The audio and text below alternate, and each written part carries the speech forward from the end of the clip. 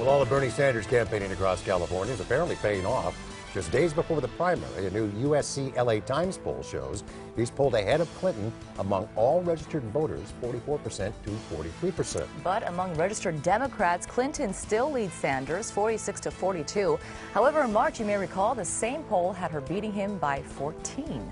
Well, during stops today in California, both Hillary Clinton and Bernie Sanders skewered Donald Trump. Yeah, CBS 2 political reporter Dave Bryan is here now with their fresh attack on the GOP's presumptive nominee. You know, normally at this time of the year, the presidential candidates are drifting into the convention, right? Not this time. No. Quite the contrary. If today is any indication of what we can expect from now until November, buckle up, my friends.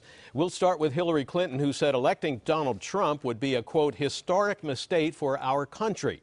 The former Secretary of State delivered what was billed as a major speech on foreign policy down in San Diego.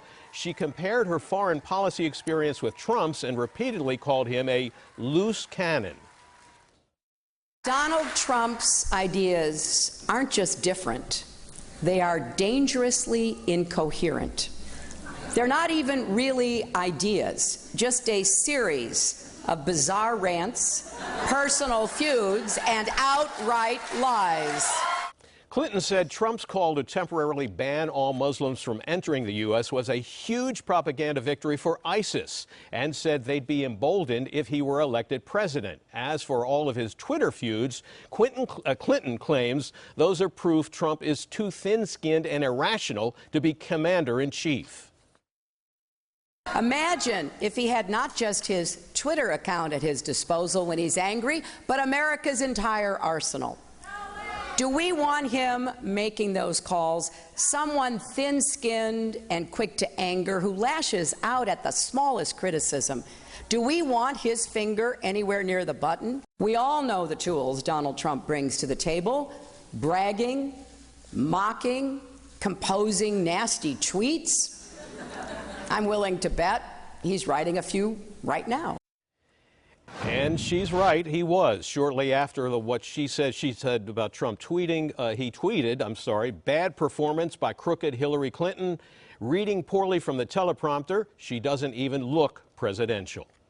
But it wasn't just Clinton attacking Trump. During a stop in Modesto, Bernie Sanders ridiculed Trump for his comments about California's drought.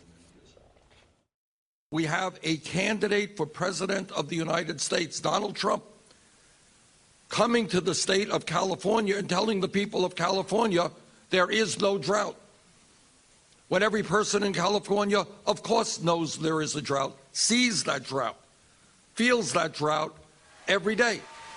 At that rally in Modesto this afternoon, a protester made it onto the stage with Sanders, but he wasn't there for long. A Sanders supporter quickly yanked down the protester and his sign. During it all, Secret Service officers swarmed Sanders at the podium. And one last note, Trump now has the support of the highest-ranking Republican in Washington. There was no big rally or speech, but Speaker of the House Paul Ryan tweeted this afternoon, "I'll be voting for Donald Trump this fall. I'm confident he will help turn the House GOP's agenda into laws." Ryan explained his decision to back Trump in a column in his hometown newspaper, but he didn't say if he planned to hit the campaign trail with the presumptive nominee.